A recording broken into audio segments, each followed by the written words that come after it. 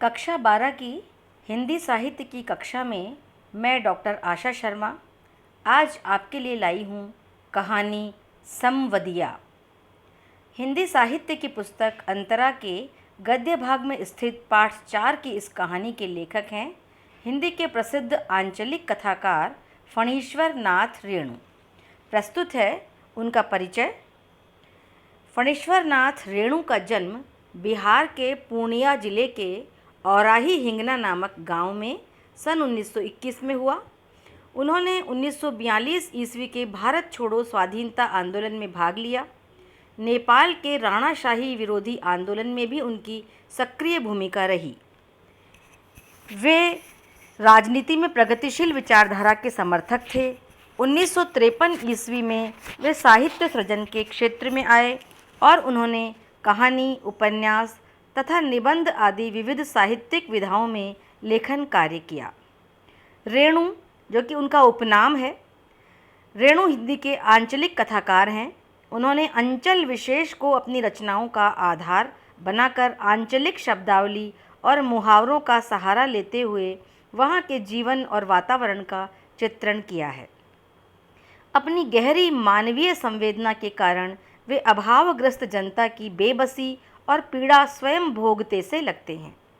इस संवेदनशीलता के साथ उनका यह विश्वास भी जुड़ा है कि आज के त्रस्त मनुष्य के भीतर अपनी जीवन दशा को बदल देने की अकूत ताकत छिपी हुई है। इसका अर्थ यह है कि रेणु हिंदी के बिहार के ग्रामीण अंचलों के कथाकार हैं। उनमें गहरी मानवीय संवेदना है और वे जनता की बेबसी और पीड़ा को स्वयं अपने हृदय में भोग कर लिखते हैं। वो ये भी मानते हैं कि जो मनुष्य त्रस्त है, दुखी है, वह अपने दुख से ही वह शक्ति प्राप्त करता है कि वह अपने जीवन की दशा को बदलने की अदम्य ताकत रखता है। उनके प्रसिद्ध कहानी संग्रह हैं ठुमरी, अग्निखोर, आदिम रात्रि की महक, तीसरी कसम उर्फ मारे गए गुलफाम कहानी पर फिल्म भी बन चुकी है।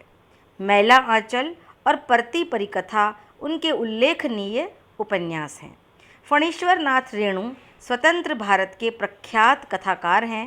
रेणु ने अपनी रचनाओं के द्वारा प्रेमचंद की विरासत को नई पहचान और भंगिमा प्रदान की। इनकी कला सजग आँखें, गहरी मानवीय संवेदना और बदलते सामाजिक यथार्थ की पकड़ अपनी अलग पहचान रखते हैं। रेणु ने मैला आंचल, परती परिकथा जैसे अनेक महत्वपूर्ण उपन्यासों के साथ अपने शिल्प और आस्वाद में भिन्न हिंदी कथा नई परंपरा को जन्म दिया। आधुनिकतावादी फैशन से दूर ग्रामीण समाज रेणु की कलम से इतना रससिक्त, प्राणवान और नया आयाम ग्रहण कर सका है कि नगर एवं ग्राम के विवादों से अलग उसे नई सांस्कृतिक गरिमा प्राप्त हुई। रेणु की कहानियों में आंचलिक शब्दों के प्रयोग से लोक जीवन के मार्मिक स्थलों की पहचान हुई है। उनकी भाषा संवेदनशील, संप्रेषणीय एवं भाव प्रधान है। मर्मांतक पीड़ा और भावनाओं के द्वंद्व को उभारने में लेखक की भाषा अंतर्मन को छू लेती है। समवदिया कहानी में मानवीय संवेदना की गहन एवं विलक्षण पहचान प्रस्तुत हुई है। असहाय और सहनशील नारी मन के कोमल तंतु की, उसके दुख और करुणा की, पीड़ा तथा यातना की ऐसी सूक्ष्म पकड़ रेणु जैसे आत्मा के शिल्पी द्वारा ही संभव है। हरगोबिंद समवदिया की तरह अपने अंचल के दुखी, विपन्न, बेसहारा, बड़ी बहुरिया जैसे पात्रों का संवाद लेकर रेणु पाठकों के सम्मुख उपस्थित होते हैं। रेणु ने बड़ी बहुरिया की पीड़ा को, उसके भीतर के हाहाकार को समवदिया के माध्यम से अपनी पूरी सहानुभूति प्रदान की है। लोक भाषा की नींव पर खड़ी समवदिया कहानी पहाड़ी झरने की तरह गतिमान है। उसकी गति, लय, प्रवाह, संवाद और संगीत पढ़ने वाले के रोम रोम में झंकृत होने लगता है। तो आइए अब पढ़ते हैं रेणु जी की यह प्रसिद्ध कहानी समवदिया, जिसके मुख्य पात्र हैं बड़ी बहुरिया और संवाद ले जाने वाला हरगोबिंद। हरगोबिंद को अचरज हुआ, तो आज भी किसी को समवदिया की ज़रूरत पड़ सकती है? इस जमाने में जबकि गांव-गांव में डाकघर खुल गए हैं। समवदिया के मार्फत अर्थात माध्यम से संवाद क्यों भेजेगा कोई? आज तो आदमी घर बैठे ही लंका तक खबर भेज सकता है और वहाँ का कुशल संवाद मंगा सकता है। फिर उसकी बुलाहट क्यों हुई? हरगोविंद बड़ी हवेली की टूटी ड्योढ़ी पार कर अंदर गया।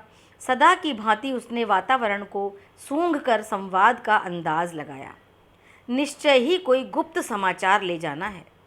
चांद सूरज को भी न मालूम हो, परेवा पंछी तक न जाने। संवदिया संवाद ले जाने वाला वह व्यक्ति होता था जो गाँव के लोगों का समाचार अपने परिजनों तक पहुँचाया करता था। गांव वाले चिट्ठी पत्री के स्थान पर संवदिया के द्वारा ही अपने परिचितों को, अपने परिवार वालों को, मित्रों को ज़रूरी समाचार पहुंचाया करते थे। तो ये संवदिया जो है गांव का एक हरगोविंद नामक व्यक्ति है। उसकी ये जिम्मेदारी होती है कि किसी पक्षी को भी, यानी किसी अनजान व्यक्ति को या किसी भी अन्य व्यक्ति को वह संवाद का पता न लगे, संवाद गोपनीयता के साथ ले जाया जाए। पाँव लागी बड़ी बहुरिया। बड़ी हवेली की बड़ी बहुरिया ने हरगोविंद को पीढ़ी दी, यानी बैठने के लिए पीढ़ा दिया और आंख के इशारे से कुछ देर चुपचाप बैठने को कहा। बड़ी हवेली अब नाम मात्र को ही बड़ी हवेली है। जहाँ दिन रात नौकर नौकरानियों और जन मजदूरों की भीड़ लगी रहती थी, वहाँ आज हवेली की बड़ी बहुरिया अपने हाथ से सूपा में अर्थात छाछ में अनाज लेकर फटक रही है।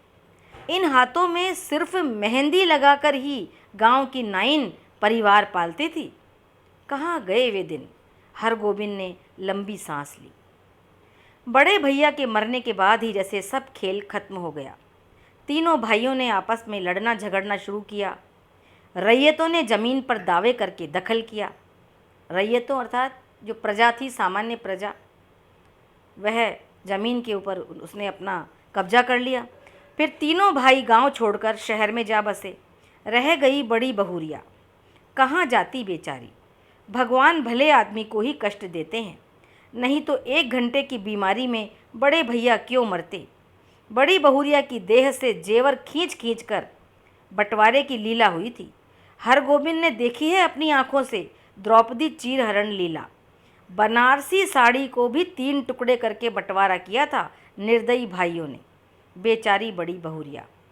गांव की मोदियाइन बूढ़ी न जाने कब से आंगन में बैठकर बड़बड़ा रही थी। उधार का सौदा खाने में बड़ा मीठा लगता है और दाम देते समय मोदियाइन की बात कड़वी लगती है। मैं आज दाम लेकर ही उठूंगी। बड़ी बहुरिया ने कोई जवाब नहीं दिया। हरगोविंद ने फिर लंबी सांस ली। जब तक यह मोदियाइन आंगन से नहीं टलती, बड़ी बहुरिया हरगोविंद से कुछ नहीं बोलेंगी। वह अब चुप नहीं रह सका। मोदियाइन काकी, बाकी बकाया वसूलने का ये काबुली कायदा तो तुमने खूब सीखा है। काबुली कायदा सुनते ही मोदियाइन तमक कर खड़ी हो गई। चुप रह, मुँह झोंसे, निमोचिए। क्या करूं काकी, भगवान ने मूछ दाढ़ी दी नहीं, न काबुली आगा साहब की तरह गुलजार दाढ़ी। फिर काबुली का नाम लिया तो जीभ पकड़ कर खींच लूँगी। हरगोविंद ने जीभ बाहर निकाल कर दिखलाई, अर्थात ले खींच ले। 5 साल पहले गुल मोहम्मद आगा उधार कपड़ा लगाने के लिए गांव में आता था और मोदियाइन के ओसारे पर दुकान लगाकर बैठता था। आगा कपड़ा देते समय तो बहुत मीठा बोलता और वसूली के समय ज़ोर जुल्म से 1 का 2 वसूलता। एक बार कई उधार लेने वालों ने मिलकर काबुली की ऐसी मरम्मत कर दी कि फिर लौटकर गांव में नहीं आया। लेकिन इसके बाद ही दुखनी मोदियाइन लाला मोदियाइन हो गई। काबुली क्या, काबुली बादाम के नाम से भी चिढ़ने लगी मोदियाइन। गांव के नाचने वालों ने नाच में काबुली का स्वांग किया था। तुम हमारा मुल्क जाएगा मोदियाइन, हम काबुली बादाम पिस्ता अखरोट खिलाएगा। तो मोदियाइन बड़बड़ाती गाली देती हुई चली गई। तो बड़ी बहुरिया ने हरगोविंद से कहा, हरगोविंद भाई, तुमको एक संवाद ले जाना है आज ही, बोलो जाओगे ना? कहाँ? मेरी माँ के पास। हरगोविंद बड़ी बहुरिया की छलछलाई आंखों में डूब गया। कहिए क्या संवाद है? संवाद सुनाते समय बड़ी बहुरिया सिसकने लगी। हरगोविंद की आंखें भी भर आईं। बड़ी हवेली की लक्ष्मी को पहली बार इस तरह सिसकते देखा है हरगोविंद ने। वह बोला, बड़ी बहुरिया, दिल को कड़ा कीजिए। और कितना कड़ा करूं दिल। माँ से कहना मैं भाई भाभीियों की नौकरी करके पेट पालूंगी, बच्चों की जूठन खाकर एक कोने में पड़ी रहूंगी, लेकिन यहाँ अब नहीं रह सकूंगी। कहना यदि माँ मुझे यहाँ से नहीं ले जाएगी तो मैं किसी दिन गले में गढ़ा बांधकर पोखरे में डूब मरूंगी। बथुआ साग खाकर कब तक जीऊँ, किसके लिए, किसके लिए। हरगोविंद का रोम रोम कलपने लगा। देवर देवरानियाँ भी कितने बेदर्द हैं। ठीक अगहनी धान के समय बाल बच्चों को लेकर शहर से आएंगे, 10-15 दिनों में कर्ज उधार की ढेरी लगाकर वापस जाते समय 2-2 मन के हिसाब से चावल चूड़ा ले जाएंगे। फिर आम के मौसम में आकर हाजिर, कच्चा पक्का आम तोड़कर बोरियों में बंद करके चले जाएंगे। फिर उलटकर कभी नहीं देखते, राक्षस हैं सब। बड़ी बहुरिया आंचल के खूंटे से 5 रुपए का एक गंदा नोट निकाल कर बोली, पूरा राह खर्च भी नहीं जुटा सकी, आने का खर्च माँ से मांग लेना, उम्मीद है भैया तुम्हारे साथ ही आवेंगे। हरगोविंद बोला, बड़ी बहुरिया राह खर्च देने की ज़रूरत नहीं, मैं इंतज़ाम कर लूँगा। तुम कहाँ से इंतज़ाम करोगे? मैं आज 10 बजे की गाड़ी से ही जा रहा हूँ। बड़ी बहुरिया हाथ में नोट लेकर चुपचाप भाव शून्य दृष्टि से हरगोविंद को देखती रही। हरगोविंद हवेली से बाहर आ गया। उसने सुना बड़ी बहुरिया कह रही थी, मैं तुम्हारी राह देख रही हूँ। संवदिया अर्थात संदेशवाहक। हरगोविंद संवदिया। संवाद पहुँचाने का काम भी सभी नहीं कर सकते। आदमी भगवान के घर से ही संवदिया बनकर आता है। संवाद के प्रत्येक शब्द को याद रखना, जिस सुर और स्वर में संवाद सुनाया गया है ठीक उसी ढंग से जाकर सुनाना सहज काम नहीं है। गांव के लोगों की गलत धारणा है कि निठल्ला, कामचोर और पेटू आदमी ही संवदिया का काम करता है। न आगे नाथ न पीछे पगहा, मुहावरा है ये। न आगे नाथ न पीछे पगहा अर्थात गैर जिम्मेदार व्यक्ति, जिसकी कोई जिम्मेदारी नहीं हो। बिना मजदूरी लिए ही जो गांव गांव संवाद पहुंचावे उसको और क्या कहेंगे? औरतों का गुलाम। ज़रा सी मीठी बोली सुनकर ही नशे में आ जाए, ऐसे मर्द को भी भला मर्द कहेंगे? किंतु गांव में कौन ऐसा है जिसके घर की माँ बहू बेटी का संवाद हरगोविंद ने नहीं पहुंचाया है? लेकिन ऐसा संवाद पहली बार ले जा रहा है वह। गाड़ी पर सवार होते ही हरगोविंद को पुराने दिनों और संवादों की याद आने लगी। एक करुण गीत की भूली हुई कड़ी फिर उसके कानों के पास गूंजने लगी। पैया पढ़ूं दाढ़ी धरूं, हमरो संवाद ले जाऊ रे संवदियाया। बड़ी बहुरिया के संवाद का प्रत्येक शब्द उसके मन में कांटे की तरह चुभ रहा है। किसके भरोसे यहाँ रहूँगी? एक नौकर था, वह भी कल भाग गया। गाय खूंटे से बंधी भूखी प्यासी हिकर रही है अर्थात व्याकुलता से रंभा रही है, पुकार रही है। मैं किसके लिए इतना दुख झेलूं? हरगोविंद ने अपने पास बैठे हुए एक यात्री से पूछा, क्यों भाई साहब, थाना बिहेपुर में डाकगाड़ी रुकती है या नहीं? यात्री ने मानो कुड़कर कहा, थाना बिहेपुर में सभी गाड़ियां रुकती है। हरगोविंद ने भांप लिया, यह आदमी चिड़चिड़े स्वभाव का है, इससे कोई बातचीत नहीं जमेगी। फिर वह बड़ी बहुरिया के संवाद को मन ही मन दोहराने लगा, लेकिन संवाद सुनाते समय वह अपने कलेजे को कैसे संभाल सकेगा? बड़ी बहुरिया संवाद कहते समय जहाँ जहाँ रोई है वहाँ वह भी रोएगा। कटिहार जंक्शन पहुंचकर उसने देखा 15-20 साल में बहुत कुछ बदल गया है। अब स्टेशन पर उतरकर किसी से कुछ पूछने की कोई ज़रूरत नहीं। गाड़ी पहुंची और तुरंत भोंपे से आवाज़ अपने आप निकलने लगी। भोंपा अर्थात माइक। थाना बिहेपुर, खगड़िया और बरौनी जाने वाले यात्री 3 नंबर प्लेटफॉर्म पर चले जाएं, गाड़ी लगी हुई है। हरगोविंद प्रसन्न हो गया। कटिहार पहुंचने के बाद ही मालूम होता है कि सचमुच सुराज हुआ है, स्वराज्य हुआ है, हमारा देश आज़ाद हुआ है। इसके पहले कटिहार पहुंचकर किस गाड़ी में चढ़े और किधर जाए, इस पूछताछ में ही कितनी बार उसकी गाड़ी छूट गई। गाड़ी बदलने के बाद फिर बड़ी बहुरिया का करुण मुखरा उसकी आंखों के सामने उभर गया। हरगोविंद भाई, माँ से कहना भगवान ने आंखें फेर ली, लेकिन मेरी माँ तो हैं। किसके लिए मैं बथुआ साग खाकर कब तक जीऊँ? थाना बिहेपुर स्टेशन पर गाड़ी पहुंची तो हरगोविंद का जी भारी हो गया। इसके पहले भी कई भला बुरा संवाद लेकर वह इस गांव में आया है। कभी ऐसा नहीं हुआ उसके पैर गांव की ओर बढ़ ही नहीं रहे थे। इसी पगडंडी से बड़ी बहुरिया अपने मैके लौट आएंगी, गांव छोड़कर चली जाएंगी, फिर कभी नहीं आएंगी। हरगोविंद का मन कलपने लगा, अर्थात रोने लगा। तब गांव में क्या रह जाएगा? गांव की लक्ष्मी ही गांव छोड़कर जाएगी। किस मुंह से वह ऐसा संवाद सुनाएगा? कैसे कहेगा कि बड़ी बहुरिया बथुआ साग खाकर गुजारा कर रही है? सुनने वाले हरगोविंद के गांव का नाम लेकर थूकेंगे। कैसा गांव है जहां लक्ष्मी जैसी बहुरिया दुख भोग रही है? अनिच्छापूर्वक हरगोविंद ने गांव में प्रवेश किया। हरगोविंद को देखते ही गांव के लोगों ने पहचान लिया। जलालगढ़ गांव का संवदिया आया है, न जाने क्या संवाद लेकर आया है। राम राम भाई, कहो कुशल समाचार ठीक है न? राम राम भैया जी, भगवान की दया से आनंदी है। उधर पानी बूंदी पड़ा है। बड़ी बहुरिया के बड़े भाई ने हरगोविंद को नहीं पहचाना। हरगोविंद ने अपना परिचय दिया तो उन्होंने सबसे पहले अपनी बहन का समाचार पूछा। दीदी कैसी है? भगवान की दया से सब राजी खुशी है।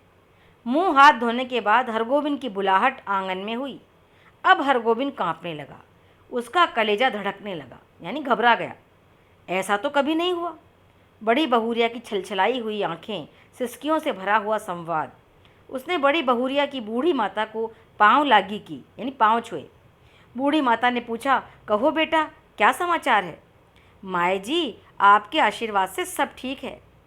कोई संवाद? संवाद? जी संवाद तो कोई नहीं। मैं कल सिरसिया गांव आया था तो सोचा कि एक बार चलकर आप लोगों का दर्शन कर लूं। बूढ़ी माता हरगोविंद की बात सुनकर कुछ उदास सी हो गई।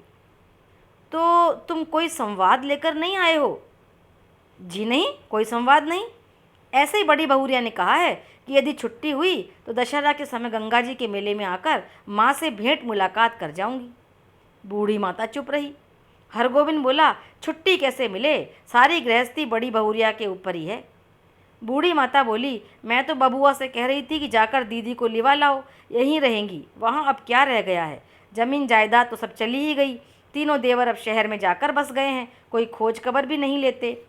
मेरी बेटी अकेली। नहीं माए जी, जमीन जायदाद अभी भी कुछ कम नहीं, जो है वही बहुत है। टूट भी गई है तो आखिर बड़ी हवेली ही। सवांग नहीं है, अर्थात सुहाग नहीं है, यह बात ठीक है, मगर बड़ी बहुरिया का तो सारा गांव ही परिवार है। हमारे गांव की लक्ष्मी है बड़ी बहुरिया। गांव की लक्ष्मी गांव को छोड़कर शहर कैसे जाएगी? यूं देवर लोग हर बार आकर ले जाने की जिद करते हैं। बूढ़ी माता ने अपने हाथ हरगोविंद को जलपान ला कर दिया। पहले थोड़ा जलपान कर लो बबुआ। जलपान करते समय हरगोविंद को लगा बड़ी बहुरिया दालान पर बैठी उसकी राह देख रही है, भूखी प्यासी। रात में भोजन करते समय भी बड़ी बहुरिया मानो सामने आकर बैठ गई। कर्ज उधार अब कोई देते नहीं, एक पेट तो कुत्ता भी पालता है, लेकिन मैं माँ से कहना। हरगोविंद ने थाली की ओर देखा। दाल भात, 3 किस्म की भाजी, घी पापड़ अचार।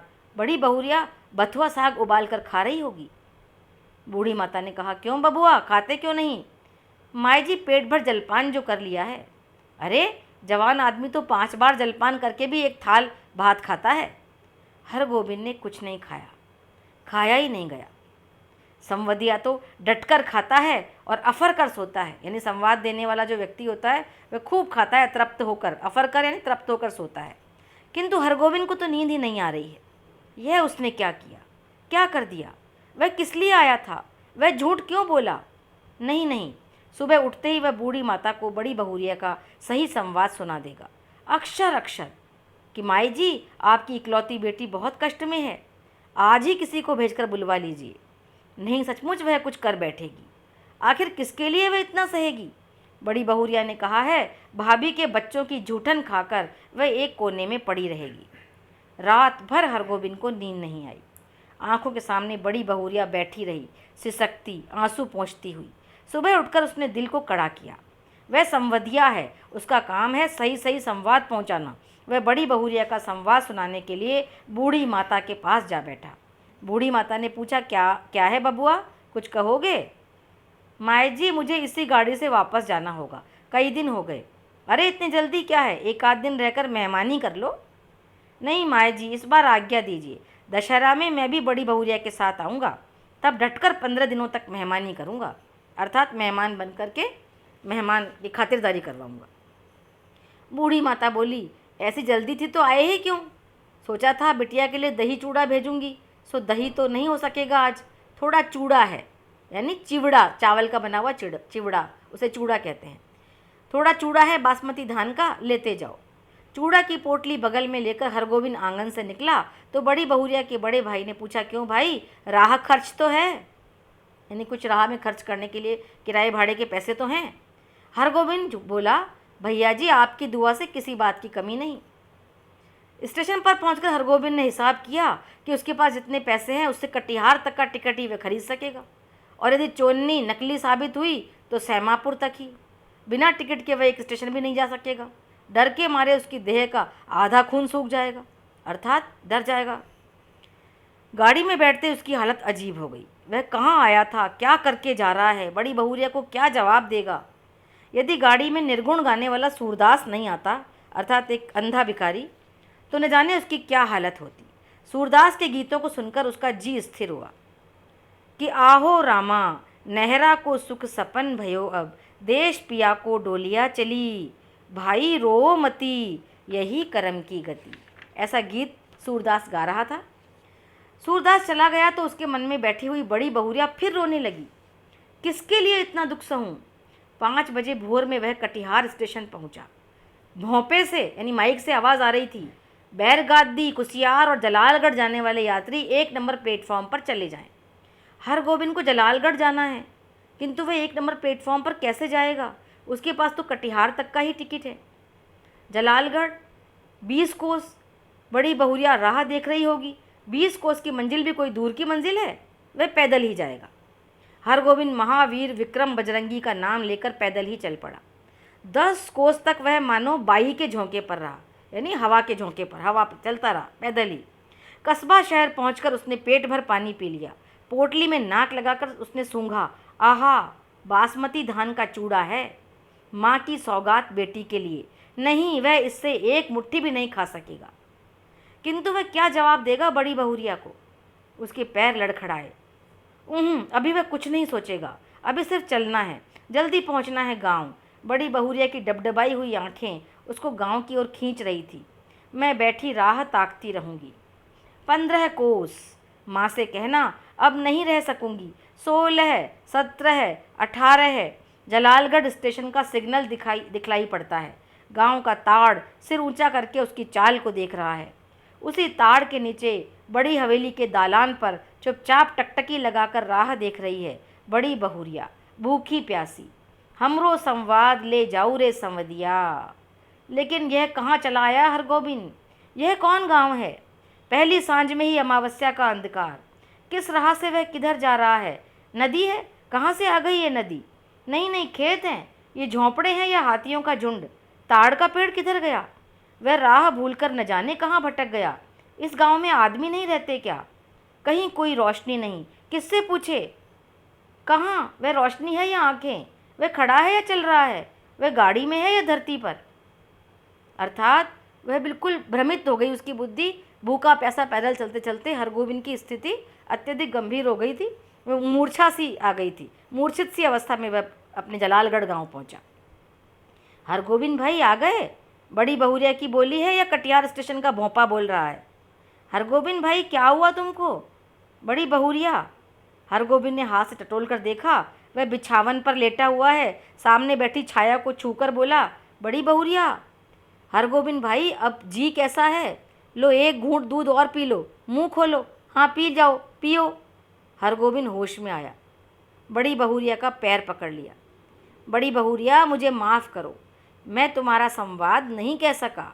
तुम गांव छोड़कर मत जाओ, तुमको कोई कष्ट नहीं होने दूंगा। मैं तुम्हारा बेटा बड़ी बहुरिया, तुम मेरी माँ, सारे गांव की माँ हो। मैं अब निठल्ला बैठा नहीं रहूँगा, तुम्हारा सब काम करूँगा। बोलो बड़ी माँ, तुम गांव छोड़कर चली तो नहीं जाओगी? बोलो। बड़ी बहुरिया गरम दूध में 1 मुट्ठी बासमती चूड़ा डालकर मसकने लगी, अर्थात चिवड़े को दूध में मसलने लगी संवदिया को पिलाने के लिए। संवाद भेजने के बाद से ही वह भी अपनी गलती पर पछता रही थी। तो ये बहुत ही मार्मिक कहानी है संवदिया, जिसका सारांश इसके सारांश के रूप में मैं आपके सामने बताती हूँ कि संवदिया कहानी एक भावपूर्ण कहानी है, बहुत ही मार्मिक कहानी है, जिसमें नारी हृदय की कोमलता, करुणा और दुख की मार्मिक अभिव्यक्ति के साथ ही गांव के एक संवाद पहुंचाने का कार्य करने वाले व्यक्ति हरगोविंद की बड़ी बहुरिया के प्रति सहानुभूति, आत्मीयता और श्रद्धा के भाव पाठक को भाव विह्वल कर देते हैं। कहानी में बिहार के ग्रामीण अंचल की सरसता, मिठास और संवेदनाएं भी अभिव्यक्त होती हैं। आंचलिक शब्दों और मुहावरों के प्रयोग ने कहानी की भाषा को और अधिक प्रभावशाली व जीवंत बना दिया है। नारी की प्रतिबद्धता, त्याग, समर्पण और संस्कारों के प्रति निष्ठा की बानगी इस कहानी में है कि बड़ी बहुरिया कष्ट सहकर भी अपने मायके द्वारा बुलावा भेजने की याचना करने के संदेश पर पछताने लगती है, और हरगोविंद जैसा व्यक्ति ग्रामीण परिवेश में व्याप्त स्नेहमय निष्ठा का जीता जागता उदाहरण है, जो अंत में कहता है कि तुम गांव छोड़कर मत जाओ, मैं तुमको कोई कष्ट नहीं होने दूंगा, तुम मेरी ही नहीं, तुम सारे गांव की माँ हो, मैं अब निठल्ला नहीं रहूँगा, तुम्हारा सब काम करूँगा। कहानी का ऐसा अंत पाठक की आंखें नम करने में सक्षम है। आंचलिक भाषा का आधार लिए हुए बुनी गई यह कहानी संवदिया महान कथाकार फणीश्वर नाथ रेणु की गहरी मानवीय संवेदना और भाषिक सामर्थ्य का, यानी भाषा शैली का, समर्थ भाषा शैली का एक अनूठा और विशिष्ट उदाहरण है। धन्यवाद।